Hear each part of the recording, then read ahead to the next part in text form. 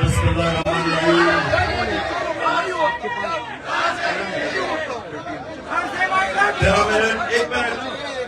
13 minute روزہ کھلنے کو ہے. 13 منٹ. میں نے آپ سے 9 یا 10 منٹ تک بات کروں گا اور انشاءاللہ آخری 3 منٹ اللہ سے دعا کریں گے. آپ سب کو اس چیز کا علم ہونا چاہیے کہ اللہ روزے سے پہلے, کھولنے سے پہلے ہماری دعا کی قبولیت سب سے زیادہ ہوتی ہے, اس کی ہم دعا کریں گے. اچھا آپ سنیں, پہلے تو نجم آپ کی جو آپ نے نعت پڑھی, آپ کا ہم سب شکریہ ادا کرتے ہیں. دوسری چیز, میں نے بات کرنے سے پہلے مجھے ذرا بتاتے جائیں کہ کدھر کدھر سے ہمارے لوگ ہیں.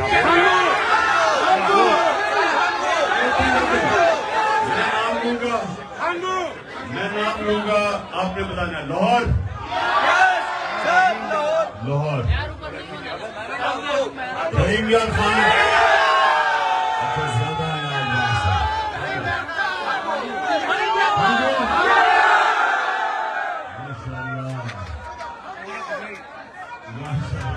اور ایک صحیح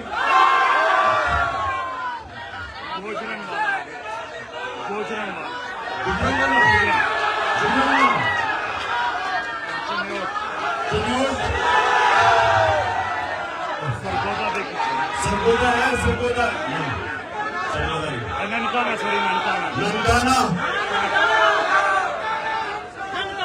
ننکانہ سے تو بڑے کمزور لوگ پہنچے ہیں. ہاں لا اسٹوڈنٹس ہمارے یہاں ویلکم کرتا ہوں, سارے لا اسٹوڈنٹس. اچھا جی آپ سننا, 9 منٹ. لندن سے بھی آئے آئے, لندن, کشمیر, لاس اینجلس اور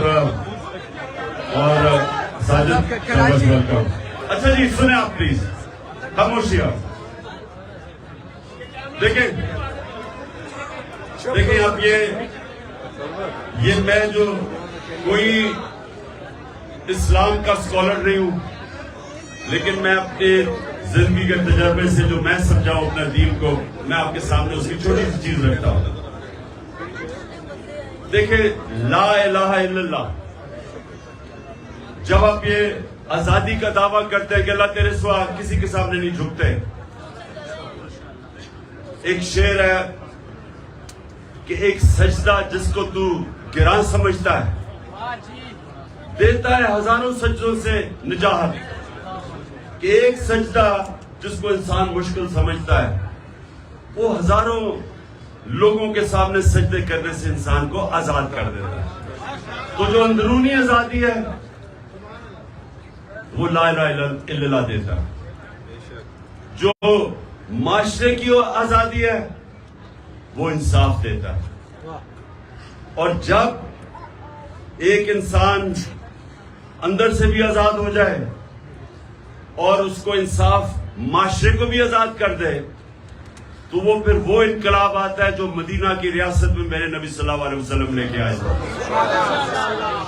دنیا کی تاریخ میں کبھی ایسا بڑا انقلاب نہیں آیا. یہ میں اب تاریخ کا آپ کو بتا رہا ہوں, تاریخ کا میں طالب علم ہوں. 625 جنگ بدر, 313 لوگ. 11 سال کے بعد 636, جو اس وقت کی سپر پاور تھی بیزنٹائن ایمپائر, جس کو رومن ایمپائر بھی کہتے ہیں, 636 میں 11 سال کے بعد رومن ایمپائر جس کی فوج 1 لاکھ تھی, خالد بن ولید کی جنرل شپ کے اندر 11 سال کے بعد یارموک میں وہ گھٹنے ٹیک دیتی ہے. یہ تاریخ کا حصہ ہے. ابھی کوئی 9 منٹ رہ گئے, اپنے غور سے سنیے کیونکہ میرا کام ہے آپ سب کی تربیت کرنا. یہ تاریخ کا حصہ ہے کہ یہ جو میں آپ کو لا الہ الا اللہ کی پاور بتا رہا ہوں, جو ہم سارا وقت کلمہ پڑھتے اور سمجھتے نہیں ہے, کیونکہ ہم آزاد ہی نہیں ہوتے کلمہ پڑھ کے. اس کا مطلب کلمہ اندر نہیں ہمارے گیا. یہ تاریخ کا حصہ ہے کہ 313 تھے صرف جنگ بدر میں، اور 11 سال کے بعد 636 رومن ایمپائر قدسیہ کے اندر خالد بن ولید کی لیڈرشپ کے اندر جنگ ہار جاتا ہے. 1 لاکھ ان کی فوج تھی، اور اس سے اگلے سال جو دوسری سپر پاور تھی وہ قدسیہ میں 637 میں جنگ ہار جاتی ہے. 2 سپر پاورز 12 سال کے اندر مسلمانوں کے سامنے گھٹنے ٹیک دیتی ہے. یہ ہے پاور لا الہ الا اللہ کی. کیونکہ وہ جو عرب جن کی کوئی حیثیت نہیں تھی، ان کو نبی صلی اللہ علیہ وسلم جو دنیا کی تاریخ کے سب سے عظیم لیڈر، نہ کوئی آیا نہ آ سکتا ہے، انہوں نے ان لوگوں کو آزاد کیا، معاشرے کو آزاد کیا، عدل اور انصاف دے کے. جب انصاف ہوتا ہے تو انسان برابر ہو جاتے ہیں. یعنی جب ایک کمزور آدمی کو انصاف کا نظام اس کی حفاظت کرتا ہے طاقتور کے مقابلے میں، وہ آزاد ہو جاتا ہے. اور آزاد لوگ ہی اپنی آزادی کے لیے کھڑے ہوتے ہیں. غلام لوگ آزادی کی جنگ نہیں لڑتے. جو افغانستان اور یہ جو اوپر ہمارا قبائلی علاقہ، یہ سارا جو علاقہ تھا، جو بھی فتح کرنے آتا تھا ہندوستان، وہ جب افغانستان سے نکلتا تھا اور یہ جو ہمارا قبائلی علاقے سے نکلتا تھا، جدھر آپ یا ہنگو وغیرہ کے لوگ بیٹھے ہوئے، خیبر، ادھر سے جب نکلتا تھا تو وہ سیدھا جاتا تھا دلی پانی پت میں. ایک جنگ ہوتی تھی، بیچ میں کوئی لڑتا نہیں تھا، ان کو کوئی روکتا نہیں تھا، اور جو جنگ جیتتا تھا اس کا وہ حکمران بن جاتا تھا. اور افغانستان 3 سپر پاورز اس کو فتح نہیں کر سکی. کیا وجہ ہے؟ کیونکہ ان کا جو نظام ہے،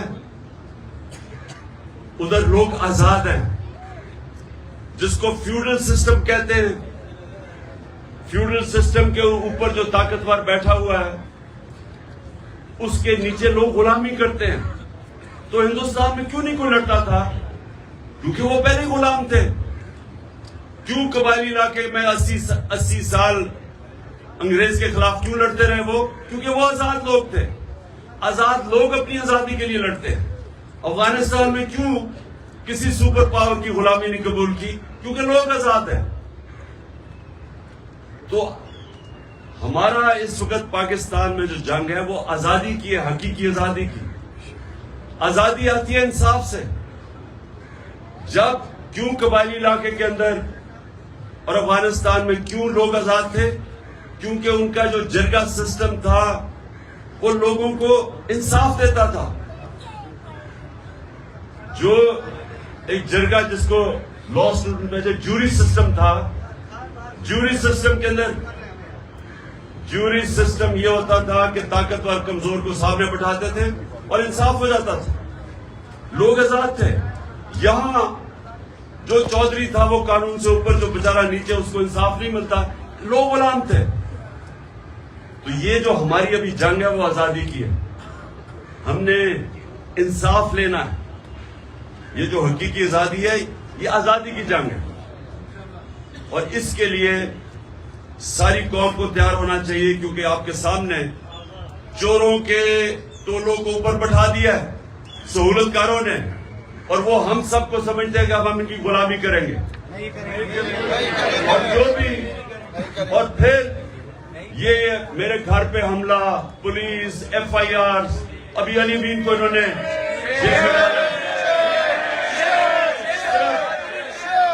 صرف لوگوں کو یہ بتانے کے لیے کہ ہم آزاد نہیں ہیں، ہم جانور ہیں، جدھر مرضی یہ چاہے ہم جانوروں کو ادھر ڈنڈے مار کے کر دیں گے. اس لیے ہم سب نے اس جنگ میں شرکت کرنی ہے. اور آخر میں دیکھو، آپ سب لیڈر ہیں.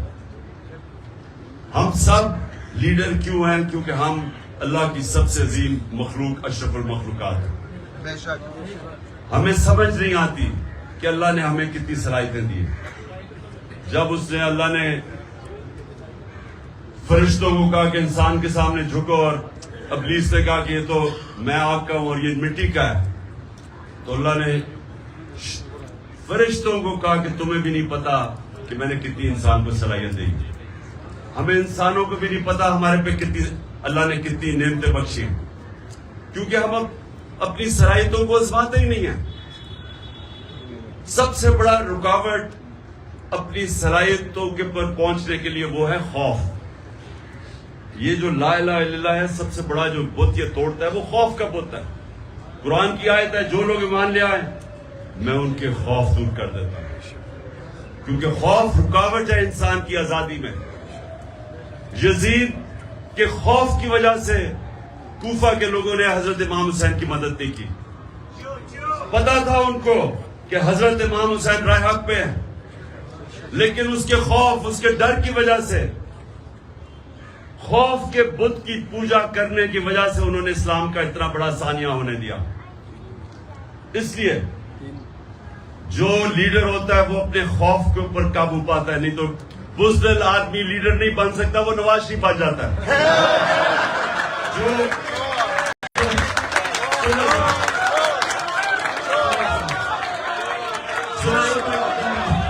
سنیں, 2 منٹ رہ گئے, 2 منٹ رہ گئے, یہ سنیں میری بات. جو لا الہ الا اللہ نا, سب سے امپورٹنٹ چیز وہ انسان کو غیرت دیتا ہے. اور غیرت انسانوں کے اندر فرق ہے, ایک بے غیرت ہوتا ہے, ایک غیرت مند ہوتا ہے.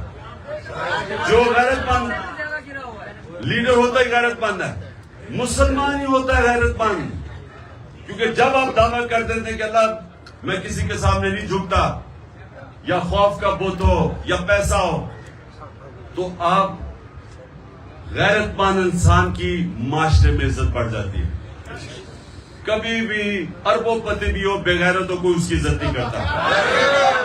اس لیے سنیں, یہ یاد رکھنا کہ لا الہ الا اللہ اور غیرت ایک ہی چیز ہے. اور جو آپ میں سے لیڈر بنیں گے, یہ یاد رکھنا کہ خوف کے بت کو توڑنا, اور دوسری جو سب سے امپورٹنٹ چیز ہے کہ میرے نبی صلی اللہ علیہ وسلم کی نبوت سے پہلے 2 صفتیں تھی, صادق اور امین. لیڈر سچا ہوتا ہے اور انصاف کرنے والا امانتدار ہوتا ہے. یہ جو چیزیں ہیں یہ ہمیں فرق کرتی ہیں. آپ ایک دعا کرنی ہے آپ سب نے ہاتھ کھڑے کر کے, کہ اللہ ہمارے ملک کو, سب سے میری جو دعا ہے نا کہ ہمارے ملک کو حقیقی طور پہ آزادی دے. ہمارے ملک کو, ہمارے جو عوام ہے, کوئی بھی پاکستان میں ہمارا جو پاکستانی ہے, جو مرضی اس, چاہے وہ مسیح برادری کا ہے, چاہے وہ سکھ ہے, چاہے وہ ہندو ہے, جو بھی ہے, کوئی بھی ہماری پاکستان کی زمین پہ بھوکا نہ سوئے. اور ہمارا وہ ملک بنے جو کہ ایک بڑا عظیم ذہن تھا علامہ اقبال, اور عظیم لیڈر تھا جس قائد اعظم جنہوں نے جدوجہد کی, وہ ملک بنے جو دنیا میں جدھر پاکستان ہرا پاسپورٹ لے کے جائے دنیا اس کی عزت کرے. اور آخر میں ہمارا وہ ملک بنے جو باہر سے لوگ پاکستان میں نوکریاں ڈھونڈنے آئے.